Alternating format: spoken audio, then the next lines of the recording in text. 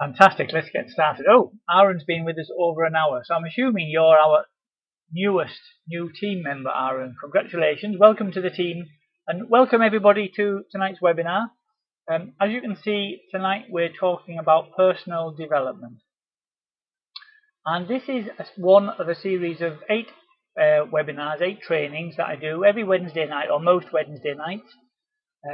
There are 8 in total, and probably takes me maybe 9 or occasionally 10 weeks to get around the whole lot. But they're all recorded, and so if you miss one, or if you just want to go back over one, or if you want to skip a few and kind of, maybe go, if you've only just started, you don't have to wait till next week to watch the Getting Started one. You can go straight to the recordings. So at the end of this webinar, I'll show you where all the recordings are, and then if there's anything in particular that you want to go and watch straight away, you can do that. So tonight we're talking about personal development. Oh, actually, let me go back. Sorry, I do beg your pardon. I kind of didn't really explain a bit about what the different trainings are. So tonight we're talking about personal development. The first 3, numbers 1, 2, and 3, are really about the retail side, getting started, building your customer base up so that you've got a set of regular people that order from you. Numbers 4 and 5 are more about growing your business through introducing other people, sharing the opportunity, building a team and supporting new team members. And then the last 3, 6, 7 and 8 are about really growing yourself. So you can learn how to put a catalogue out, you can learn how to post things on Facebook, you can learn how to share this business with friends. But everybody can learn those things really quickly, but not everybody will be successful. And usually the reason why they're not is because of something within themselves that's holding them back. Maybe they're procrastinating, maybe they're worried about what their friends would say, maybe they're not very good at managing their time, all sorts of different things. So the last 3 are kind of about those areas. So tonight we're talking about personal development. And personal development, and I saw this definition a while ago now, but I thought it was a really good one. Personal development is a process of self-education where skills and knowledge chosen by you are learned in order to improve the quality of your life. So what's important is, firstly, it's self-education. You educate yourself. You can choose what you want to learn. So it's not like when you go to school and you're told you have to do maths and physics and biology and history and all these other things. You can choose what's important to you. So if you want to be better at managing your time, you can do some time management training. If you want to be better at supporting your team members, you can do work on that. And the beauty of it is that you decide what you want to learn. So why is it important? Well, in the last training we talked about the fact that everybody who joins Kleeneze has exactly the same opportunity, but some will succeed and some won't. And we explained a bit about why your attitude is really important. So what are the things that you can do to make sure that you are one of the ones that succeeds? Well, one of the things that you can do is to educate yourself. And that's what I'm going to be talking about tonight. Jim Rohn, one of my favourite speakers and favourite authors, says, formal education will make you a living, but self-education will make you a fortune. Usually, formal education, when you went to school and maybe college and maybe university, it teaches you how to get a job, which is great. You can pay your bills, you can sort of live up a reasonable lifestyle. But actually, if you want to go beyond just paying a few bills, then you need to do something a bit different. And that's where self-education can come in and where it can help you make a fortune. I just want to tell you a little story. When I was at school, I thought I was reasonably bright, not top of the class, but okay, I managed to get some O levels and some A levels. I went to university for a year, but I kind of dropped out. I wasn't really mature enough, spent too much of my time in the pubs instead of in the lecture rooms. And when I'd been at school, I managed to get a couple of O levels, GCSEs as they are known now. In French, I got a grade B, which I thought was amazing, but that was mainly because we had a fantastic teacher. And German, I got a grade D. I kind of just about scraped a pass, but I just had no interest in German. I had no idea why I was doing it. I didn't see myself ever going to Germany. However, 15 years later, I took my exams again, and I got a grade A French, in a grade A German. Now, you might think that I had a sudden skill in languages. I kind of, had a sudden brainstorm and decided that, I was actually really good at languages. But actually, that wasn't the truth at all. The truth is that I worked hard because I wanted to. Basically, what happened was the companies that I was working for at the time, one was taken over by a French company, and there was some opportunity to go and work in Paris. And I thought, oh, you know what, I'd love to go and work in Paris. That must be amazing. So I thought, right, the best chance that I've got to get a job in Paris and to show that I'm keen is to brush up my French. So I went to GCSE, ninth class, got myself, went through it again, got a grade A. That I didn't actually end up working in Paris because then I changed jobs, but I went to a company that was a German-based company, and they had some opportunities to work in Germany. Exactly the same thing happened. I thought, right, I'm going to learn some German. Exactly what I did. I got a grade A, and actually I worked overseas in the German branch for a couple of years then. So it worked for me, and the reason it worked was because I really saw it as a fantastic opportunity. I wanted to make a change in my life, so I worked hard at it. I didn't just kind of do as little as I could get away with. I actually worked hard at it because I wanted to, and that's the point. It's not, I'm not suggesting that you guys. Sorry, my phone's ringing there. I do apologise. I'm not suggesting that you guys go and learn different languages, although who knows where this opportunity is going to take us. What I'm suggesting is that you work hard on something that you want to improve, because it will give you, if you work hard on it, you will get the results.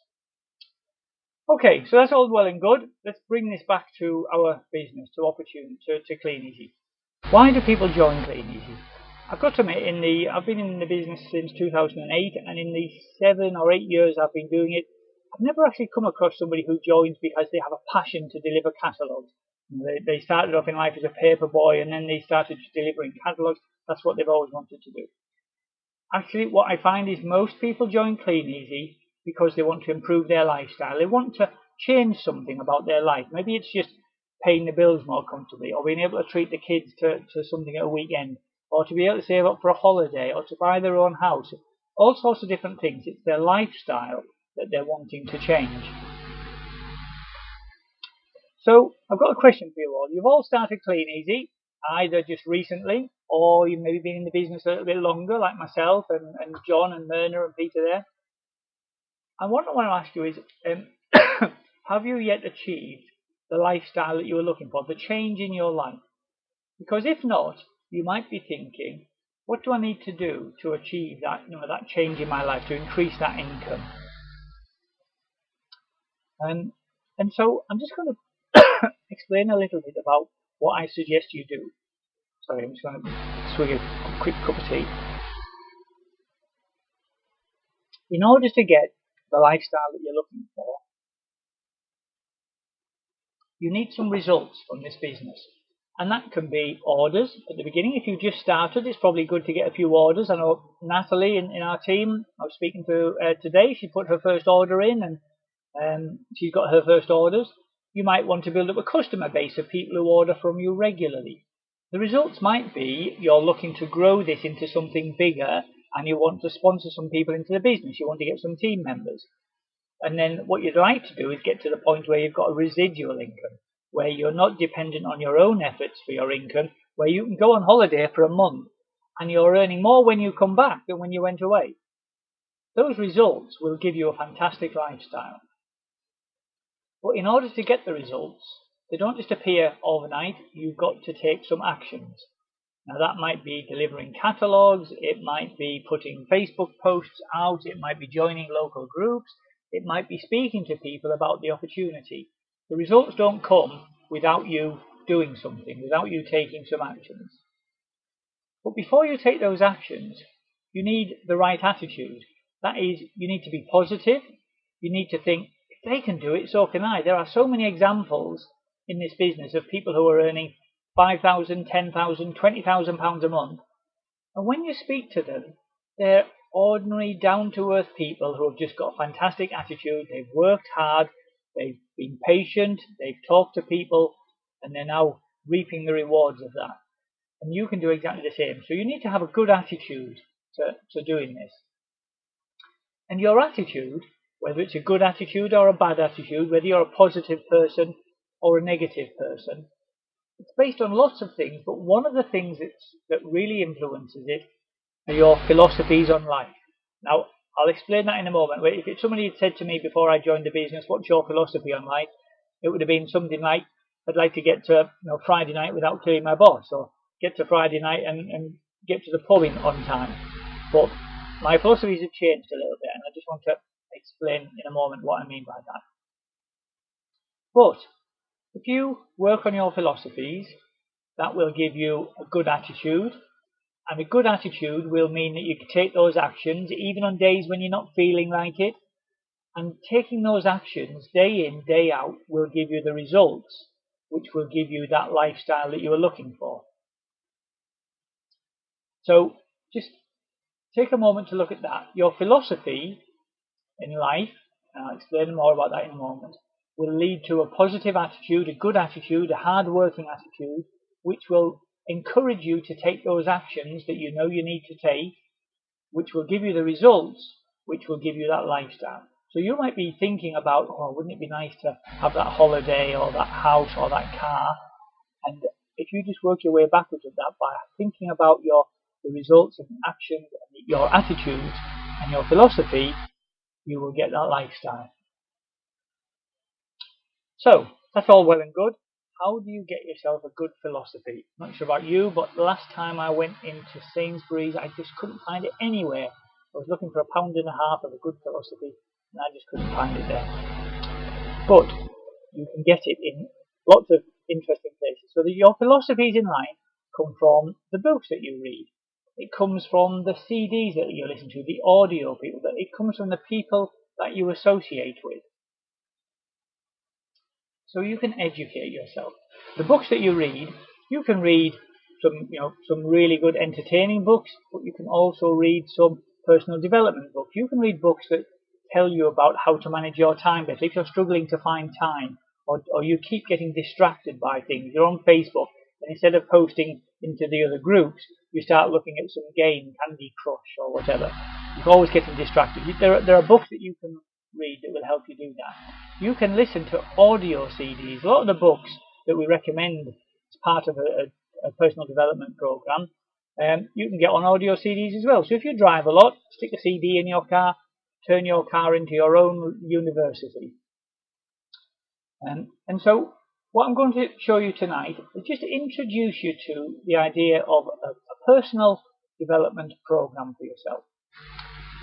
And who can start a program of personal development? Anybody can. You don't need to have O-levels or GCSE. Wherever you are now, you can start developing yourself and become a better person. Jim Rohn said, the greatest value in achieving success is not the money that you make, but the person you become. I think the example he gave about that. If you had a couple of millionaires, suppose you went for a cup of tea, you met two people and they're both millionaires. You might think, oh, well, they're both the same. They're both successful, both got lots of money.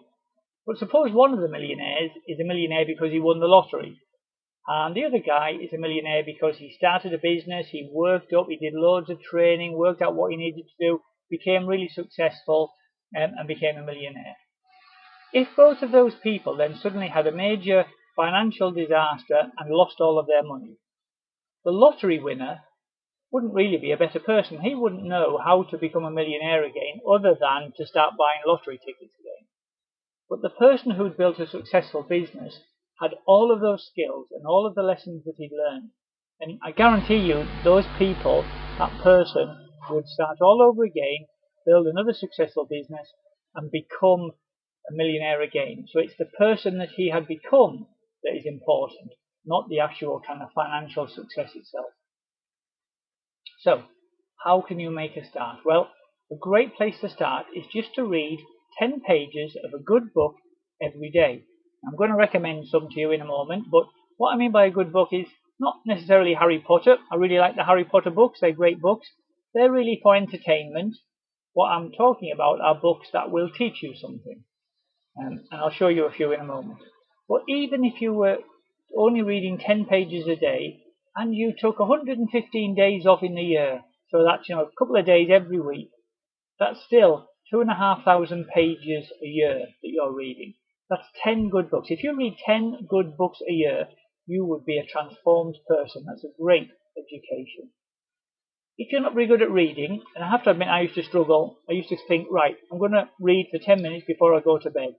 So I'd get into bed, pull the duvet up, sit down, pick a book up, and 30 seconds later my eyes would be fast asleep and I'd be dozing away. I just couldn't stay awake long enough to read 10 pages. So what I found was really useful was just getting the audio CDs. I could stick them in my car and listen to 10 minutes, no trouble at all. If I was having a longer journey, I could kind of almost listen to an entire book while I was driving somewhere.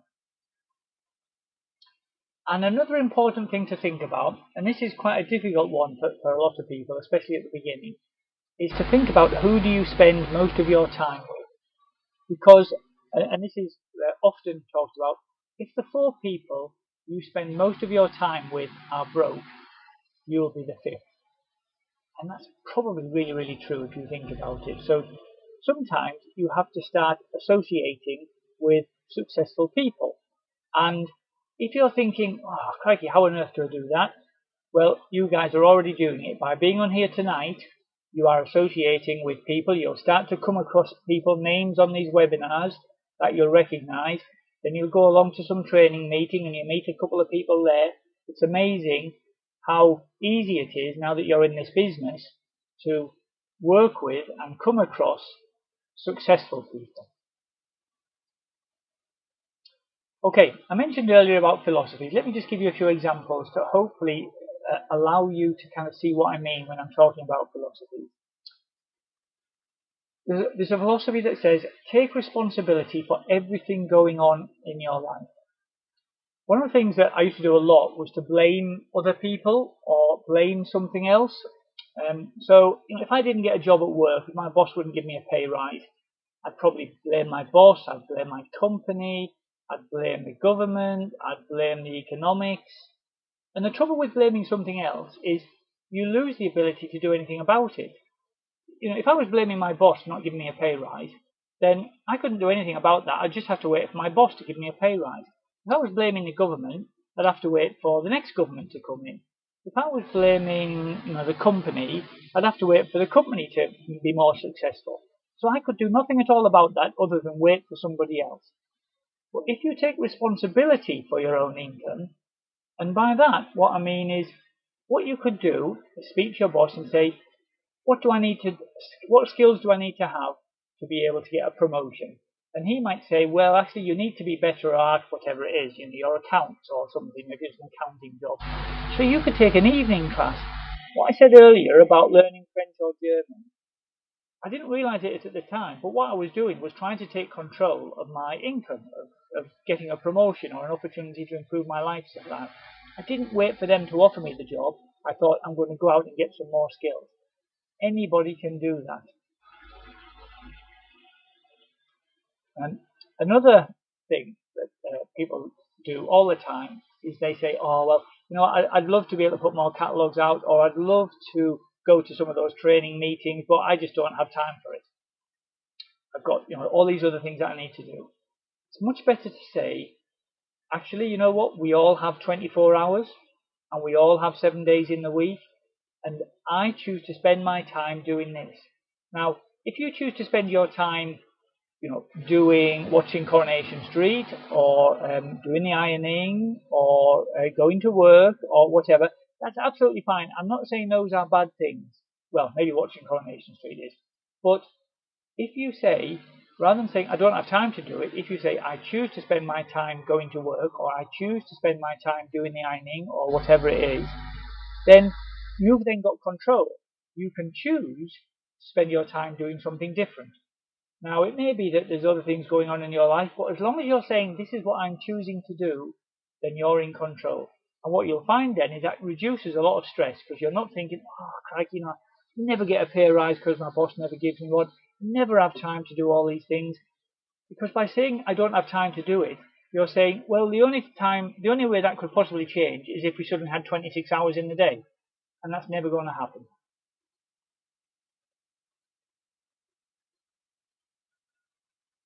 Okay.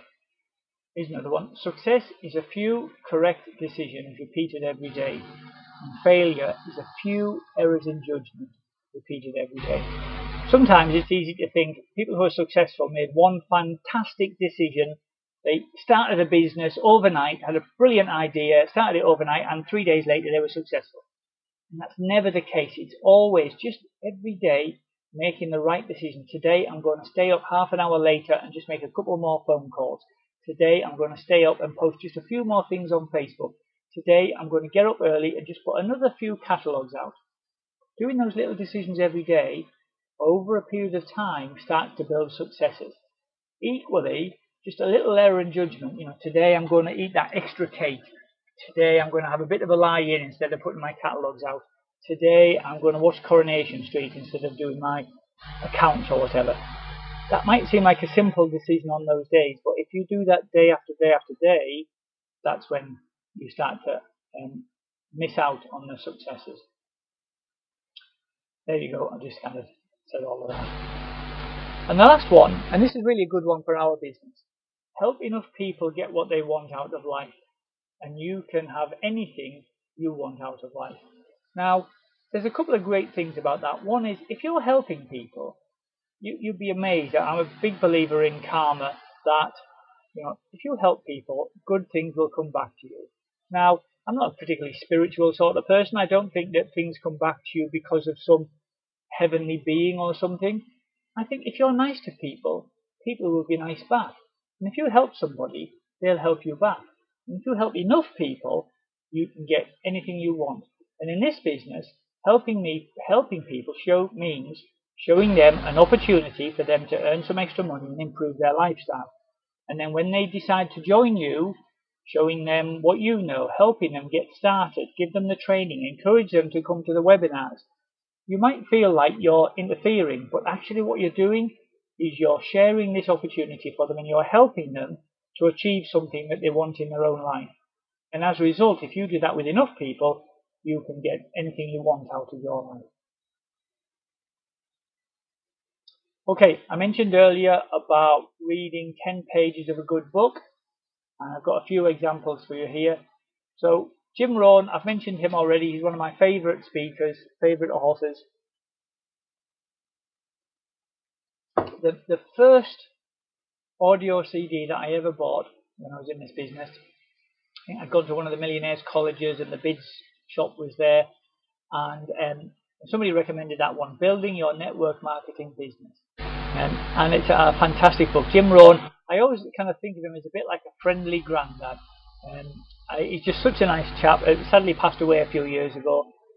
But that's a fantastic book. It talks just about, it's not about Kleeneze, it's specifically about the industry that we're in, network marketing.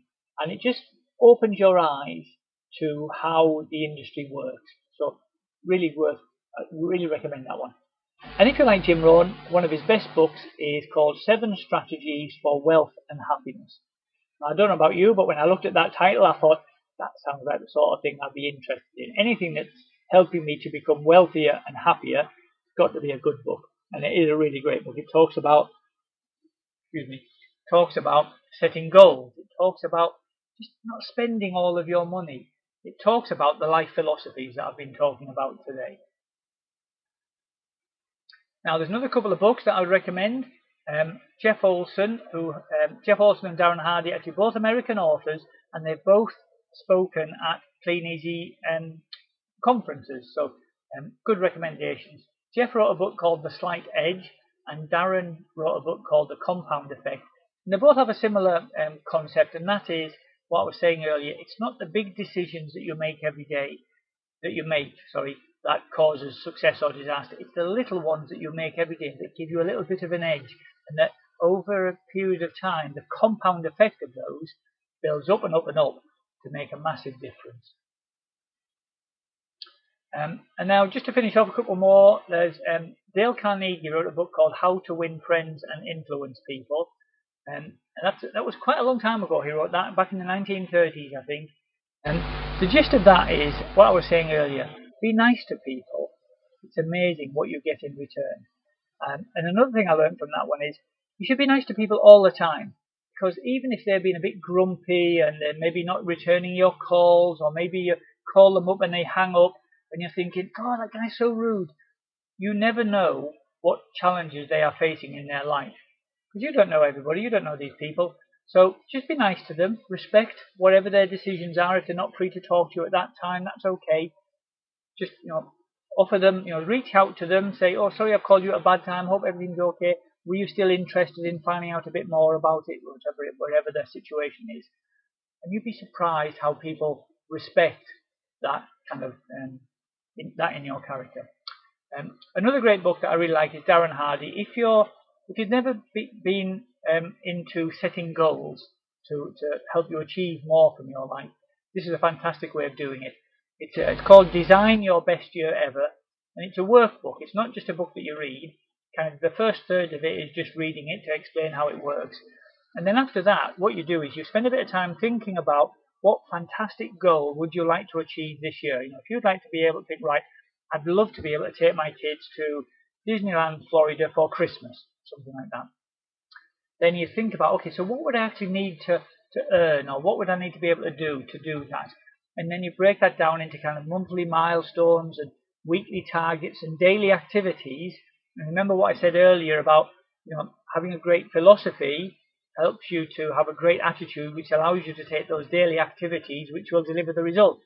So this is a great book to help you achieve a fantastic goal. And the last book there, this is one that I read about a year ago now, and I did like this one.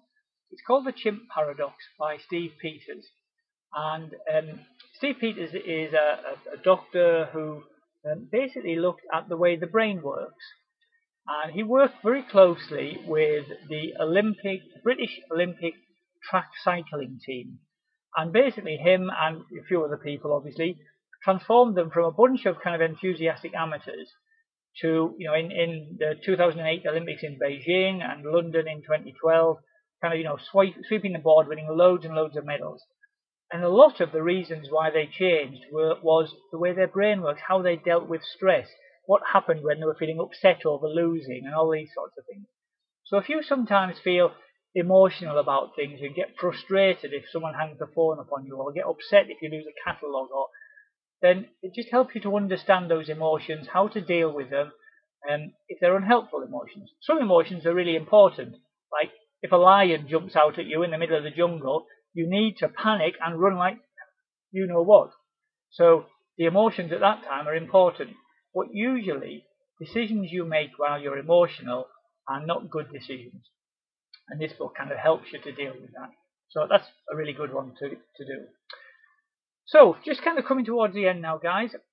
What I was hoping to achieve with you all today is just to ask you to make a start. This webinar is far too short for me to try and create a program for you, but I hope it inspires you to start thinking about not just how can I put more catalogues out or how can I post more books on Facebook, but to start thinking about spending a bit of time investing it in yourself. Reading 10 pages, really, once you get into the habit of doing that, it's a fantastic habit. So, if I can help you with any more detail of any of those books or any more information about the audio CDs or anything like that, let me know. But I'm just coming to the end now, so I'm going to hang around for 5 or 10 minutes if anyone's got any questions. Next week, we go back to number 1 again, so next week's all about getting started. So, as I said, this has all been recorded. I'm just going to stop the recording now.